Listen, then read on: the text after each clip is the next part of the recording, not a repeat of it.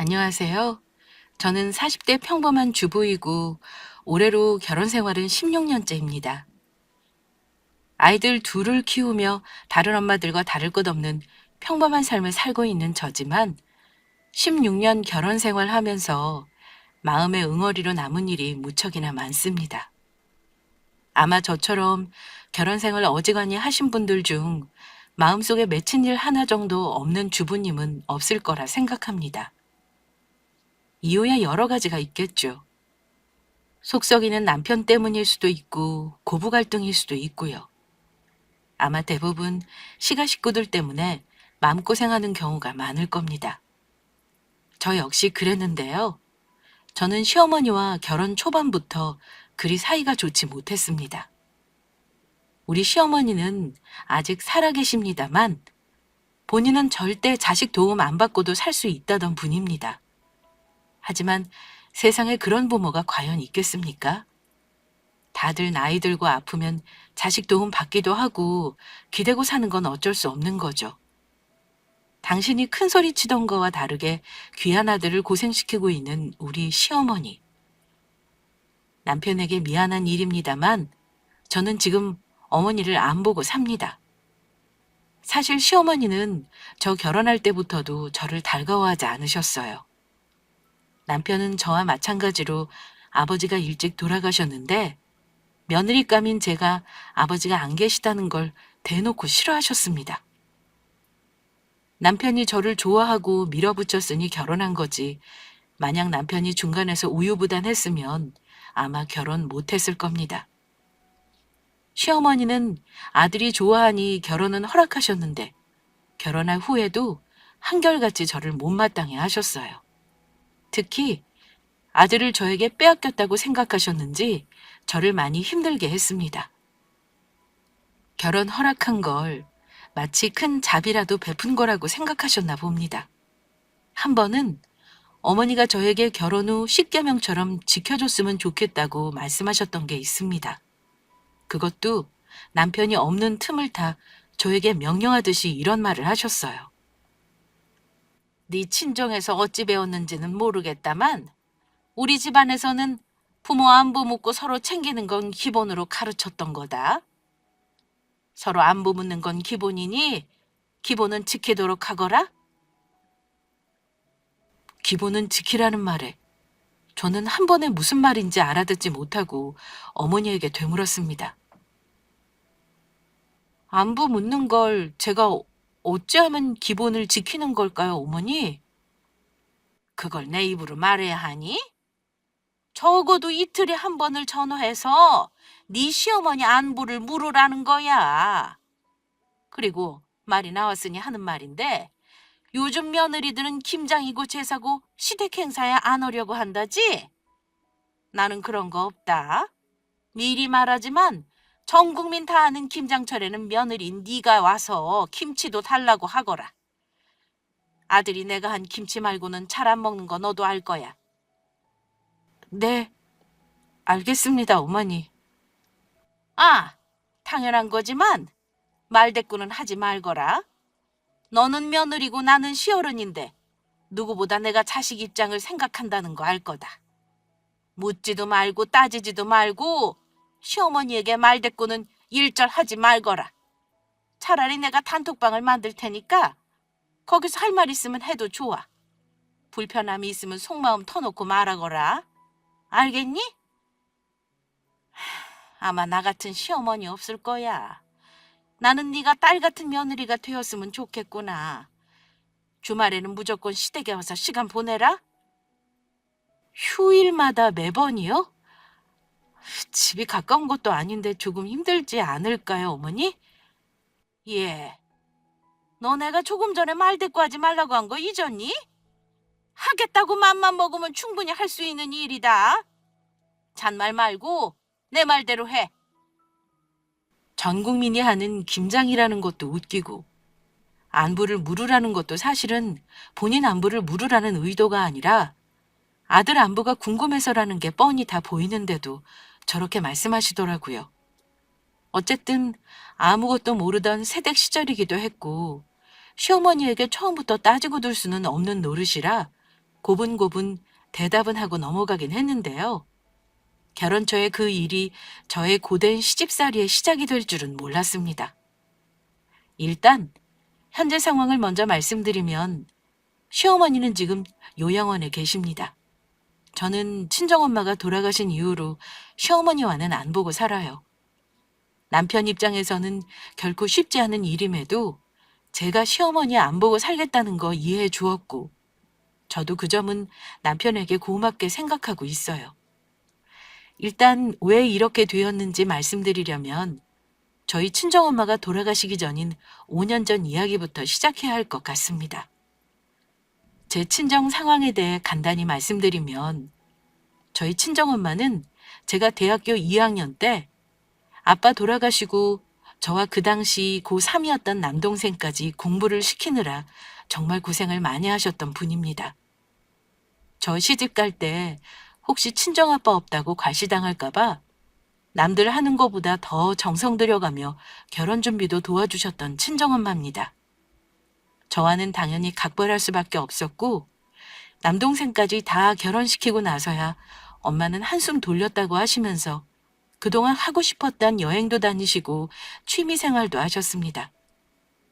친정아빠가 돌아가시고 엄마가 경제활동 하시느라 고생은 하셨지만 저희 집이 아주 못 산 건 아니었어요. 오래되긴 했지만 엄마 명의의 아파트도 있었고 아빠 돌아가시고 나서 받은 보험금도 꽤나 있었던 걸로 압니다. 다만 돈 들어갈 일이 한창 많을 때라 엄마가 놀 수만은 없어서 일을 하신 거고요. 저 역시 알바랑 과외 해가면서 학비 보탰고 동생 군대 갔을 때는 취업에 성공해서 대학 학비 보태주고 남동생 학교 졸업도 시켰던 겁니다. 시어머니는 며느리인 저를 하도 마음에 안 들어 하시기도 했고 하도 아들 하시며 잘난 척을 하시길래 저희보다 훨씬 형편도 좋고 잘 사는 줄만 알았는데요. 사실 그렇지도 않았습니다. 결혼 전 남편이 저에게 털어놓은 이야기를 듣고 조금 놀란 점이 있었어요. 시어머니는 제가 그 사실을 알고 있다는 걸 모르십니다. 남편이 털어놓은 이야기 듣고 어린 나이에 참 힘들었겠구나 하고 얼마나 안쓰러웠는지 모릅니다. 말할까 말까 고민 많이 했는데 나한테 솔직히 당신한테는 감추면 안 될 것 같아서 말이야. 우리 어머니랑 내가 사실 오래 같이 산 건 아니야. 중학교 때 어머니가 가출하셨다가 나 대학 가서 아빠 아프시다는 소식 듣고 집에 들어오신 거거든. 사실 우리 아버지가 사업하시면서 술도 많이 하셨고 어머니랑 많이 싸웠던 기억이 나. 아버지가 엄마 가출하신 거 원인 제공자이긴 하지만 어머니도 집 나가시고 나서 나랑 동생한테 따로 연락하신 적은 없어. 전혀 몰랐어. 나는 당신 어머니가 하도 당신이랑 도련님을 애지중지 하시길래 엄청 귀하게 컸는 줄 알았어. 근데 자기 정말 힘들었겠다. 아버지도 그렇고 어머니도 그렇고 마음 기댈 곳이 없었겠네? 그래도 할머니가 나랑 동생을 끝까지 챙겨주셔서 이만큼 사람 구실하게 된 거지 뭐. 엄마한테 그때 일을 사과받은 적은 없어. 가끔 생각하면 엄마가 원망스럽기도 하지만 이미 다 지난 일인 걸 뭐. 그 얘기 듣고 나니까 마음이 안 좋더라고요. 넉넉지 않아도 저는 친정 식구들끼리 똘똘 뭉쳐서 열심히 살았던 애틋한 기억이 있는 반면 남편은 자기 엄마와 그런 애착의 시간이 없었던 것 같더라고요. 그래서 저도 뒤늦게 아들 결혼에 이런저런 간섭까지 하면서 며느리 욕심내고 아들을 챙기시는 건가 하고 이해하려고 했습니다. 그런데 결혼해서 시간이 가면 갈수록 저는 시어머니가 이해가 안 되더라고요. 시어머니 자신도 본인 편하자고 집 나갔다가 시아버지 돌아가실 때 다 되어서야 자식들 앞에 나타나신 거면서 자식에게 바라는 건 참 많더라고요. 부모라면 자식에게 응당해줘야 하는 것들 구독자 여러분도 잘 아실 겁니다. 부모 울타리가 필요한 나이에 자식의 미래를 위해 경제적으로 지원해줘야 하는 부분도 있고 정서적으로 지원해줘야 하는 부분이 있는 거잖아요. 그런데 제가 살면서 느낀 건 시어머니는 부모로서 당연히 해줘야 하는 것들을 자식들에게 하나도 해준 것이 없다는 거였습니다. 결혼해서 보니 시어머니는 정말 엄마로서 자식들에게 경제적인 부분이나 자식이 살아가면서 습득해야 할 사회 경제적으로 알려주고 도움이 돼줘야 하는 부분에 도움을 준 게 하나도 없었습니다. 가령 대학교 때 학비 지원 당연히 없었고요. 남편은 사회생활하면서 결혼 직전까지도 학자금 대출을 갚고 있었습니다. 자식이 사회인이 되어서 자립할 때까지 어쨌든 고정적으로 필요한 부분과 비용이 있을 텐데 그런 부분에 대해선 일절 책임을 다하지 않으셨다는 겁니다. 저는 그게 이해가 가지 않았지만 제가 뭐라 할 부분은 아닌 것 같아 알면서도 모른 척했습니다. 남편도 자기 엄마에 대해 기대나 바라는 건 일절 없어 보였고요. 남편은 연애 때부터 모든 중요한 사항은 저랑 의논했습니다. 그럴 수밖에 없었던 게 의논할 사람이 저밖에 없는 상황이었어요. 자기 엄마와는 성인 돼서 결혼할 때까지 거의 너는 너, 나는 나 하고 자랐더라고요. 그런데도 저에게는 마치 남편이 부모의 전폭적인 지원을 받고 부족함 없이 자란 아들인 것처럼 엄청 아들 요새를 하셨던 겁니다. 저 같으면 아들에게 미안해서 뭐 바라지도 못할 것 같거든요. 그런데 어머니랑 남편이랑 통화하는 걸 듣고 있으면 기가 찰 때가 많았습니다. 과한 표현일 수도 있지만 그만큼 저희 어머니는 뻔뻔한 분이셨어요. 며느리 도리를 바라는 건 물론이고 결혼했으니 자식이 부모에게 잘하는 것이 당연하다고 생각하고 계시는 것도 문제였습니다. 또 한 가지는 남편이 착하다는 것도 문제라면 문제였고요. 남편은 자기가 부모에게 받은 게 없다고 해서 똑같이 하겠다는 사람이 아니었어요. 그래도 내 부모니 할 도리는 해야 한다는 사람이었습니다. 남편은 어머니에게 기대나 바라는 거 일절 없었던 반면 시어머니는 때가 되면 요구하시는 것들이 참 대단했습니다.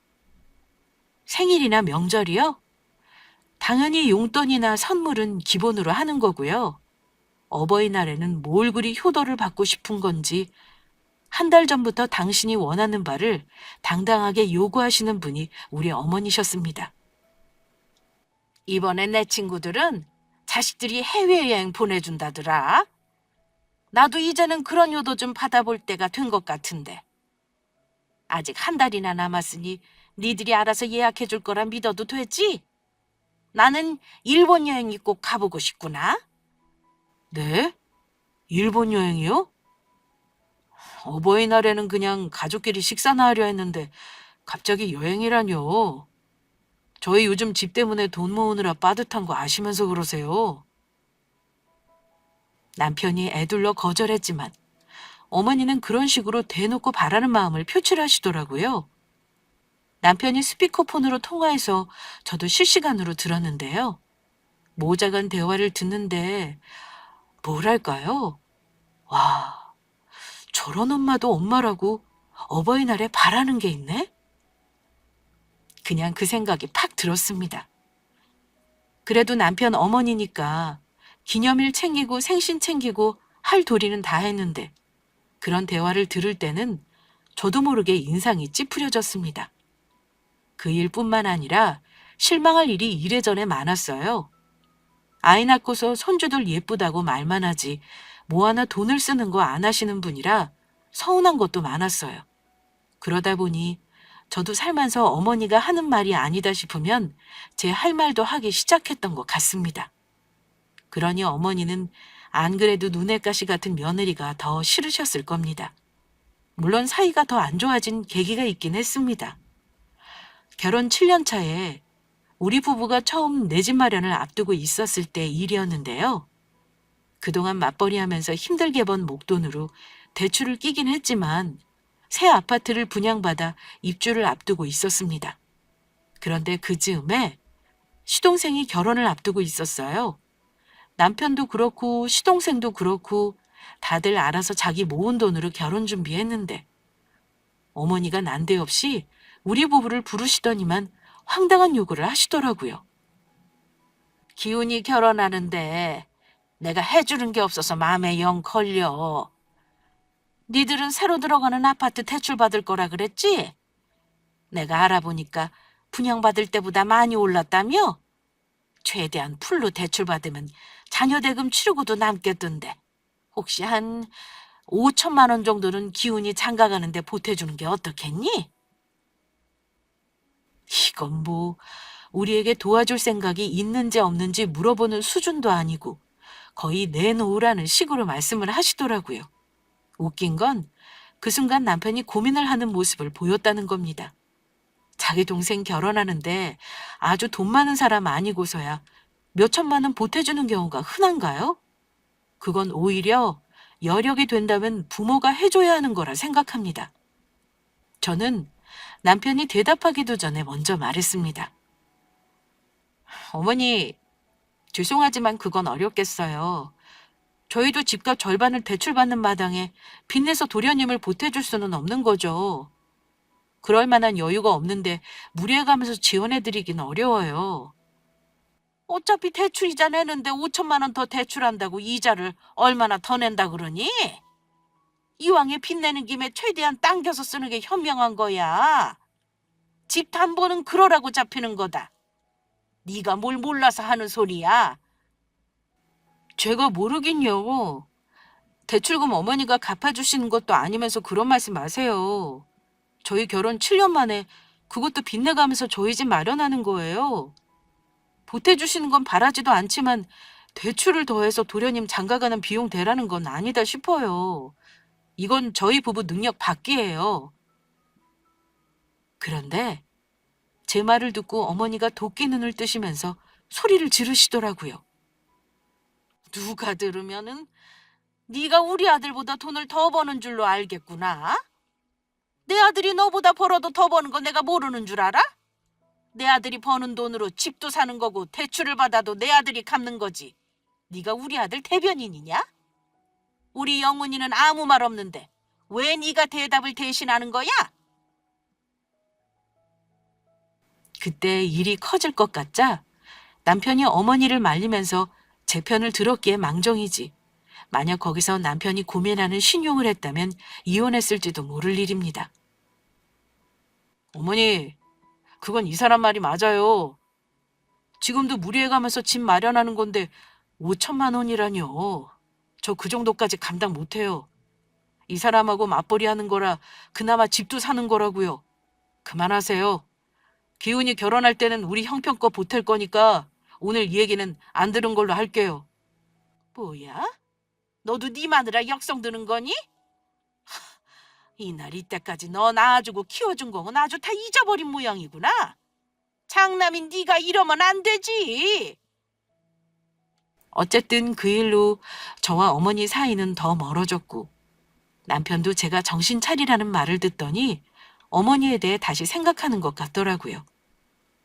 결혼 생활 10년 넘어가면서 이런 일 저런 일 많아도 다 감내한 이유는 별거 없습니다. 시어머니와 사이가 좋지 않다고 해서 남편과 이혼한다는 건 저에게는 고려 대상이 아니었고 남편은 저나 아이들에게는 정말 자상한 사람이었습니다. 게다가 저와 어머니가 부딪힐 때는 거의 제 편에서 입장을 대변했고 어머니가 선 넘는다 싶으면 다 남편이 중간에서 커트해줬어요. 신혼 때는 남편도 살짝 우왕좌왕하는 감이 없지 않아 있었는데 세월 가고 우리 아이들 태어나면서 남편도 점점 변하더라고요. 어머니가 결혼 초 저에게 했던 말도 안 되는 요구들은 하나하나 제 선에서 알아서 거르게 된 것도 어머니를 대하는 내공이 점점 쌓이면서 그렇게 된 겁니다. 저는 어머니가 저에게 막말하거나 얼토당토하는 요구를 하시는 건 그래도 맞받아 쳐가면서 견딜 수 있었습니다. 그래도 같이 사는 건 아니니까요. 어머니는 제가 당신 뜻대로 고분고분한 며느리가 아니라는 거 알게 되면서 아들에 대한 집착이 날이 갈수록 심해졌습니다. 특히 시동생이 결혼하고 나서 더 그랬어요. 동서와 시어머니가 저 모르는 일로 틀어져 왕래를 하지 않게 되고부터는 더 그랬던 것 같습니다. 남편은 어머니에게 정이 있다기보다는 장남이라는 이유로 책임을 다하고 싶은 마음이 커 보였습니다. 혼자 집에 있으면서 아들 생각만 하는 건지 하루에 몇 번이고 전화를 하시는 건 기본에 휴일에도 무조건 시대개우라며 들들 볶는 일이 다반사였습니다. 그런데 저는 솔직히 말해 어머니 요구를 들어드릴 만한 상황이 아니었습니다. 왜냐면 그 즈음에 저희 친정엄마가 많이 아프셨거든요. 큰애 9살 되던 해에 암 진단을 받으셨는데 아주 초기는 아니었지만 수술하고 항암하면서 잘 관리하고 계셨습니다. 그런데 암이라는 게 참 호락호락한 병이 아니더라고요. 2년도 안 돼 재발했을 때는 이미 몸 여기저기에 전이가 된 상태였고 항암하면서 전이를 막고 고통을 경감시키는 것 외에는 할 수 있는 게 없는 상태였습니다. 시댁은 가까이 살았지만 친정은 1시간이 넘는 거리였고 제가 애들 케어하면서 자주 왕래하기는 어려움이 있었는데요. 갑작스레 통증 때문에 상태가 안 좋아지는 게 빈번해지면서 구급차를 불러 병원에 가는 빈도도 잦아졌습니다. 그때마다 저와 동생이 번갈아 엄마를 케어해야 했고요. 남편이 힘들어하는 저에게 이런 제안을 하더라고요.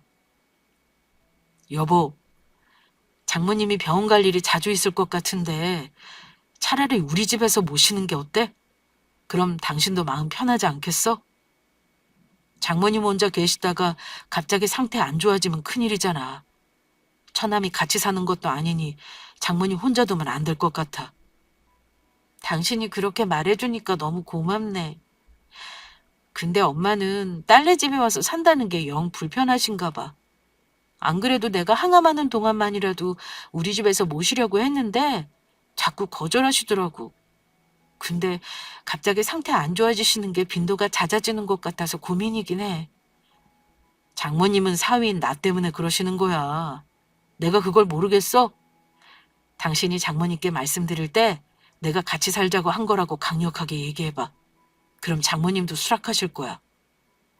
병원에서 장모님 지금 여명이 얼마 정도 남은 건지도 장담 못 한다며. 당연히 우리가 집에 같이 모시는 게 맞지. 그럼 처남도 드나들기 편할 거야. 엄마 잘 설득해 볼게. 내 입장 이해해줘서 정말 고마워, 여보. 근데 나는 당신 어머니가 걱정이다. 우리 엄마 모신다는 거 알면 당연히 싫어하실 텐데 어쩌지? 그건 걱정 마. 일단 장모님이 오케이 하시면 같이 가서 말씀만 드리면 되는 거지. 분명한 건 이건 우리 엄마 허락받을 일은 아니야. 우리 어머니한테는 지금 상황을 알려드리기만 하면 되는 거지. 남편은 담백하게 본인 생각을 얘기했습니다. 사실 저는 엄마를 설득해서 모시는 건 어렵지 않았습니다. 걱정은 따로 있었습니다. 그건 시어머니가 우리 집에 친정엄마가 와 계시는 걸 알게 될 경우 싫어하실 게 뻔하다는 거였는데요. 그래서 차라리 매도 먼저 맞는 게 낫다고 어머니에게 우리 친정엄마 몸 상태를 알려드리고 당분간 같이 지내는 걸 미리 얘기하는 게 나을 것 같았습니다. 친정엄마에게 말씀드렸더니 정말 남편 말이 맞더라고요. 아들도 있는 사람이 어찌 사위 불편하게 딸네 집에 가 있겠냐며 거절하신 거였습니다. 하지만 남편 말대로 얘기하니까 결국은 엄마도 허락하시더라고요. 슬픈 일이지만 그때는 엄마 주변 정리를 슬슬 시작해야 할 때라고 생각하신 것 같습니다. 얼마 후 시어머니 댁에 식사하러 간 김에 남편이 친정엄마 상태를 어머니에게 말씀드렸는데요. 어머니와 친정엄마는 나이 차이도 서너 살로 동년배십니다. 같이 늙어가는 처지니 며느리인 제가 이쁘진 않더라도 적어도 엄마가 아픈 걸 이해는 해주실 줄 알았습니다. 그런데 그건 완전히 우리 부부만의 착각이었습니다. 어머니는 남편의 말을 듣자마자 갑자기 노발대발하시며 말도 안 되는 소리라고 고함부터 지르셨습니다. 뭐야? 너 지금 뭐라고 했니? 장모님을 집에 모셔? 이게 지금 뜬금없이 무슨 소리야? 아들이 있는 나도 감히 같이 살자는 말을 안 하는데 뭐? 장모님을 모셔? 어머니는 어처구니 없다는 듯 뒷목까지 움켜쥐고 자리에 주저앉으셨습니다. 예미야, 네가 말 좀 해봐라. 친정엄마가 아프면 얼마나 아프다고 나 일흔도 안 돼서 벌써 자식 신세 지려고 하는 거냐? 요즘 암이 병이니? 길 가는 사람 붙잡고 물어봐라. 너도 나도 다 암 환자야. 막말로 내일 당장 죽을 날 받아놓은 것도 아니면서 왜 니들하고 같이 산다는 건데? 어머니가 싫어하실 거라 예상은 했지만 이런 강렬한 반응이 있을 거라고는 저도 미처 짐작을 못했던지라 당황했습니다. 언성을 높이는 어머니에게 남편도 단호하게 말했고요. 어머니 허락받자고 말씀드린 거 아니에요. 솔직히 말씀드리면 지금 장모님 상태 많이 안 좋으세요. 혼자 있다가 무슨 일 나면 큰일이잖아요. 제가 괜찮다는데 어머니가 왜 이러시는 거예요? 이 사람 입장은 생각 안 하세요? 그리고 우리 결혼할 때 장모님이 얼마나 많이 도와주셨는지 아시잖아요. 그러니까 더 이상 말씀하지 마세요. 어머니, 싫어하실 줄은 알았는데 이렇게 펄쩍 뛰실 줄은 몰랐네요. 죄송하지만 이미 애들 아빠하고 상의해서 결정한 일이에요. 어머니도 알고 계셔야 할 일이라 말씀드리는 것 뿐이고요. 더는 모진 말씀 하지 말아주세요, 어머니. 부탁드릴게요. 저희 엄마 살날 얼마 안 남으신 거 맞아요. 여명이 얼마 남아있는지도 모르는데 자식들하고 같이 있고 싶은 건 당연한 거잖아요? 부탁인데 제발 더는 제가 어머니에게 실망하지 않게 해주세요. 하지만 저의 간곡한 부탁에도 어머니는 씩씩거리면서 소리를 지르셨습니다. 내 아들이 남의 집 대리싸위 노릇하는 꼴은 절대 못 본다. 절대 못 봐! 이렇게 말씀하셨습니다. 결국 남편은 어머니에게 차갑게 우리 뜻을 다시 한번 얘기할 수밖에 없었습니다. 어머니가 반대하셔도 상관없어요. 어머니가 이러셨다는 거 장모님이 아시면 엄청 서운하시겠네요. 정리되는 대로 장모님 모시고 올 거니까 그런 줄 아세요. 어머니가 싫어하신 건 어쩔 수 없다 생각하려 했지만 서운한 건 어쩔 수 없었습니다.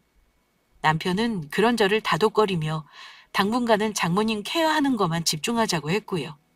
그날 이후 급하게 엄마 집을 정리하고 엄마를 집으로 모실 준비를 하느라 바빴습니다.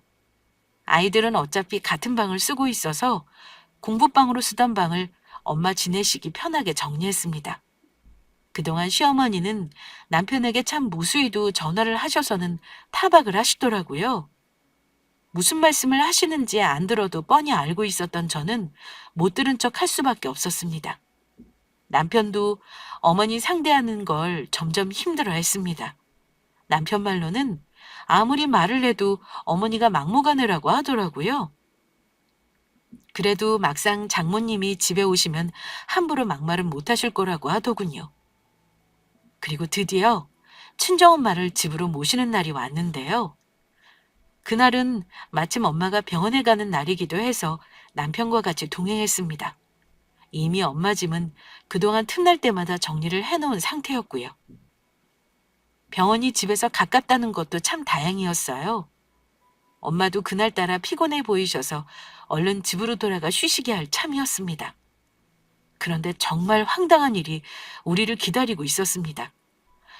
이상하게도 집에 들어가려는데 들어갈 수가 없는 거예요. 비밀번호를 몇 번을 눌렀는데도 문이 안 열리는 겁니다. 대체 이게 무슨 조화인가 싶어 어쩔 수 없이 열쇠 수리공을 부르려는데 그때 집안에서 버럭하고 소리를 지르는 게 들리는 겁니다. 그 순간 저나 남편이나 기절초풍하는 줄 알았습니다. 안에서 들리는 사람 목소리가 바로 어머니 목소리였기 때문입니다. 내가 아무리 생각해봐도 이 꼴은 못 보겠다 싶어서 왔다. 내가 하다 아들이 장모 병시중하는 걸 봐야 하는 거냐? 절대 그건 안 될 말이지. 집에 들어올 생각 말고 애미나는 친정엄마 데리고 요양원으로 가. 가겠다고 대답해야 문 열어줄 테니 그리 알아. 남편은 혼비백산하며 소리를 질렀어요. 어머니, 이게 무슨 짓이에요? 일단 이문부터 여세요. 지금 우리 장모님 몸도 안 좋으시다고요. 대체 집에는 어떻게 들어오신 거예요? 내 손주한테 물어서 알았지. 이게 뭐 어려운 일이라니? 암튼 나는 네 장모 절대 네가 모시는 꼴 못 봐. 어머니, 알았으니까 일단 문부터 열어보세요. 네? 일단 얼굴 보면서 얘기하시자고요. 집사람이랑 장모님 앞에서 제가 뭐가 돼요? 얼른 문 여세요. 제가 기분 나쁘고 황당한 것도 그렇지만 친정엄마는 얼굴이 거의 잿빛으로 변하셨습니다. 그때 문이 열리고 남편이 뛰어들어가더니 시어머니를 문 밖으로 데리고 나왔습니다. 저는 그때 결심했습니다. 시어머니와 안 보고 살겠다고 말입니다. 저는 더는 참지 못하고 시모에게 원망의 말을 쏟아냈습니다. 어머니, 이게 무슨 짓이에요? 왜 저희 엄마 오시는 날 왜 이런 짓을 하시냐고요? 어머니는 나중에 아플 일 없으실 것 같으세요? 그때 저도 똑같이 어머니 거부하면 기분 어떨 것 같으신데요? 이렇게 우리 집까지 마음대로 들어오셔서 문까지 안 열어주실 일이냐고요. 어머니, 일단 오늘은 돌아가세요. 저희 엄마 지금 쉬셔야 해서요. 너 말 한 번 잘했다. 나는 이날 이때까지 큰 병 한 번 걸린 적 없고 몸에 칼 한 번 댄 적 없는 사람이야. 나는 절대 아플 일 없으니 걱정 말어라. 그러니까 참말 말고 네 친정엄마 모시고 요양원으로 가. 본인은 아플 일이 없을 거라며 눈에 핏대를 세우시는 거 보고 기가 막히더라고요.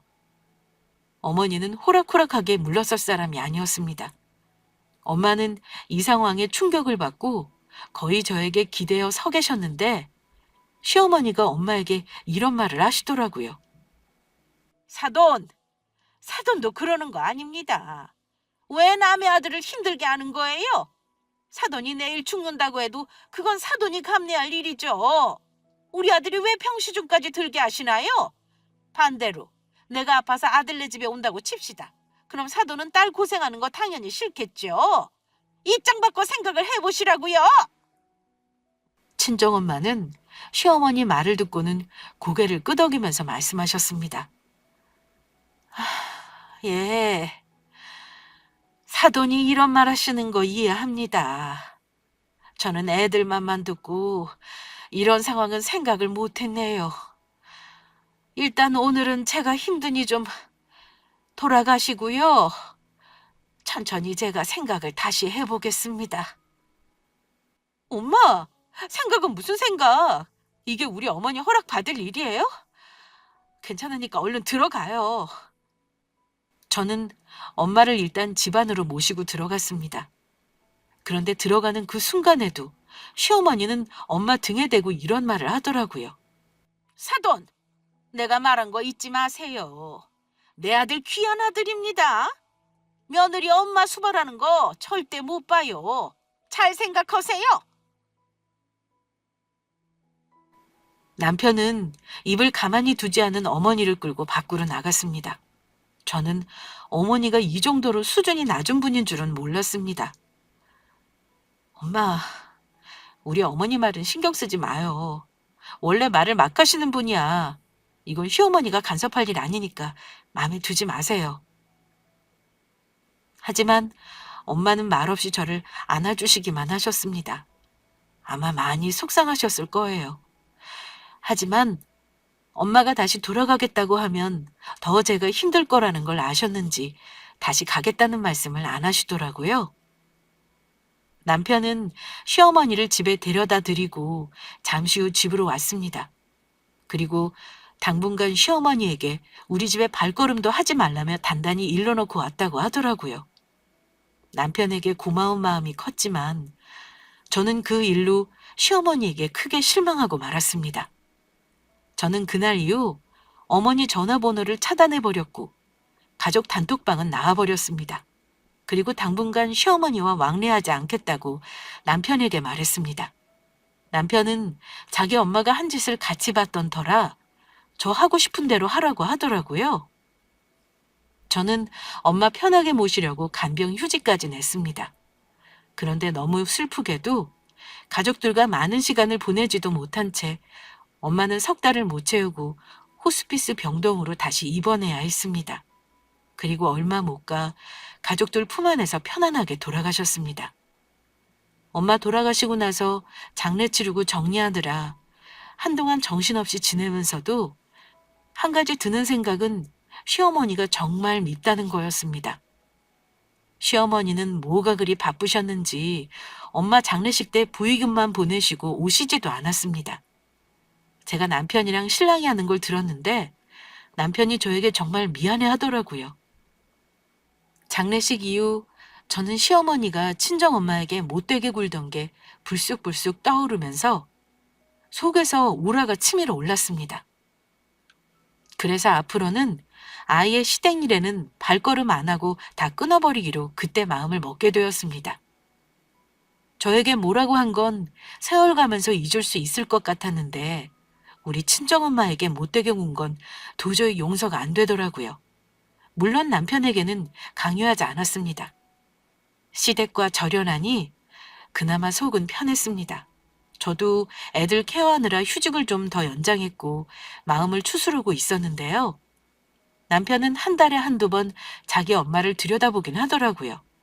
그런데 1년이 흐른 어느 날 남편이 난데없이 저에게 이런 말을 하는 겁니다. 여보, 아무래도 우리 어머니 말이야. 정신이 오락가락 하시는 게 좀 심해지시는 것 같아. 그게 무슨 말이야? 당신 어머니만큼 또렷하게 할 말 다 하는 분이 세상에 어딨다고 그래? 그게 실은 작년부터 가끔 느낀 건데 어머니가 자꾸 깜빡하는 일이 잦아지더라고. 오래된 일은 기억을 잘하는데 조금 전 일은 자꾸 까먹길래 이상하다고 생각했거든?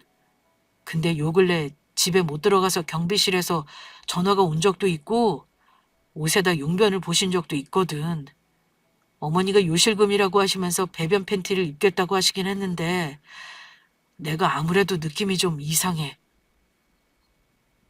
남편 말을 듣는데 뭔가 이해감이 안 좋았습니다. 그러고 보니 저도 느낀 게 예전부터 어머니가 깜빡깜빡 하시는지 했던 말 또 하고 했던 말 또 하시곤 했던 게 생각이 나더라고요.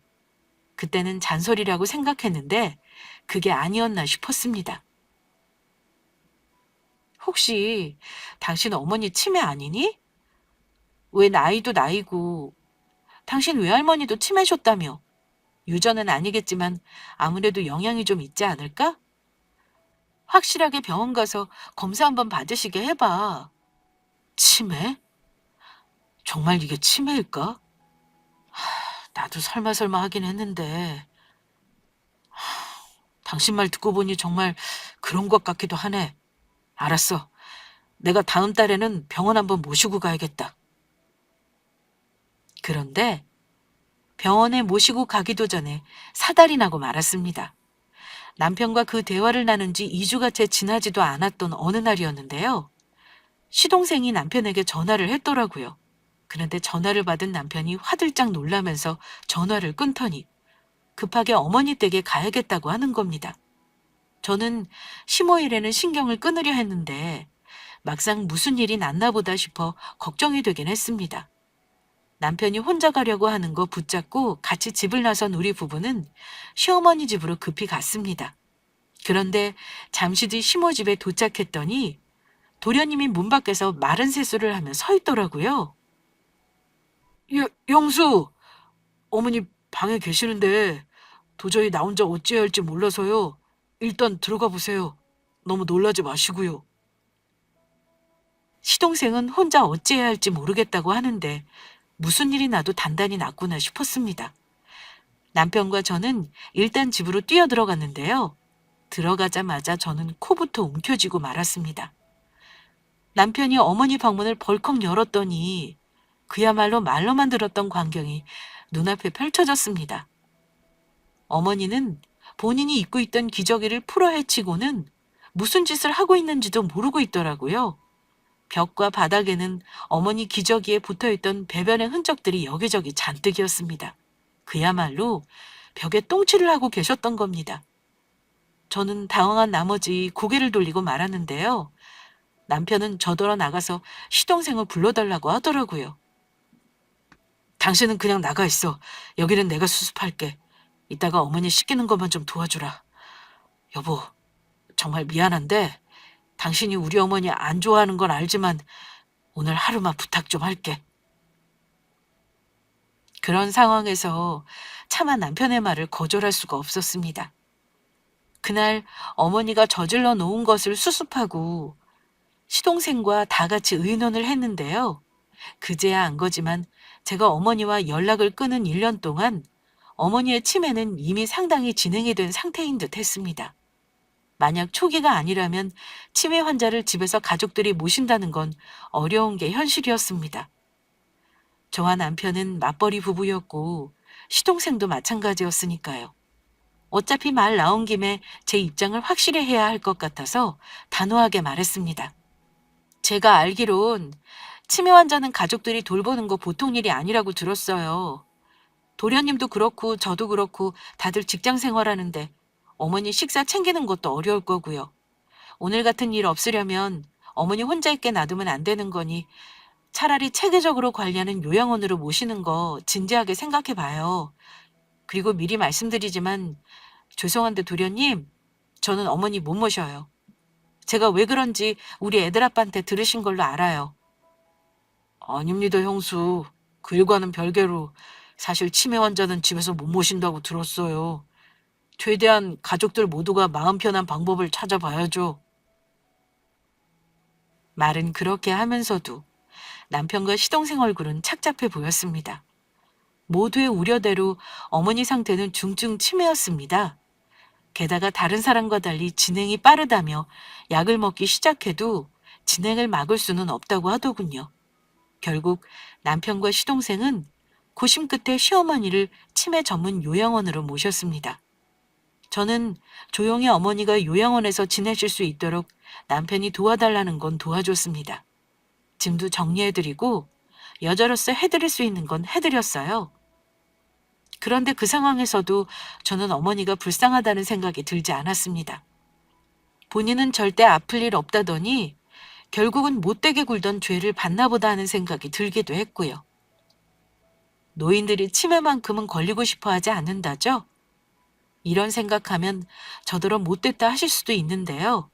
저는 인과응보나 자업자득이라는 말은 이럴 때 쓰는 게 아닌가 합니다. 어머니는 지금도 요양원에서 생활하고 계시고요.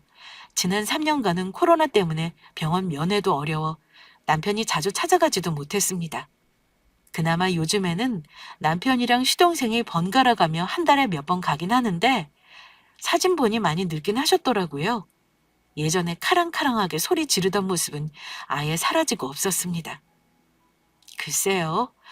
저는 어머니가 돌아가시면 며느리로서 장례도 치러드리고 마지막 도리만 하려고 합니다. 저는 남편이 오히려 참 안 됐어요. 저야 시모니까 안 보고 살아도 그만이지만 남편은 어릴 때부터 응어리가 많은데 결국 마지막까지 어머니에게 자식 노릇을 해야 하니 속이 말이 아니겠다 싶었습니다. 그래서 언젠가 어머니 돌아가시면 남편 옆에서 할 도리는 같이 할 생각입니다. 제 사연은 여기까지고요. 아마 생각보다 저와 비슷한 경험을 하신 분들이 많으실 거라 생각합니다. 누구든 같은 일을 당하지 않으면 그 입장 모르는 거잖아요? 들으시면서 다소 불편하셨더라도 너그러이 이해 부탁드립니다. 끝까지 들어주셨다면 소중한 조언도 달게 듣겠습니다. 그냥 지나치지 마시고 따뜻한 조언을 기대하겠습니다.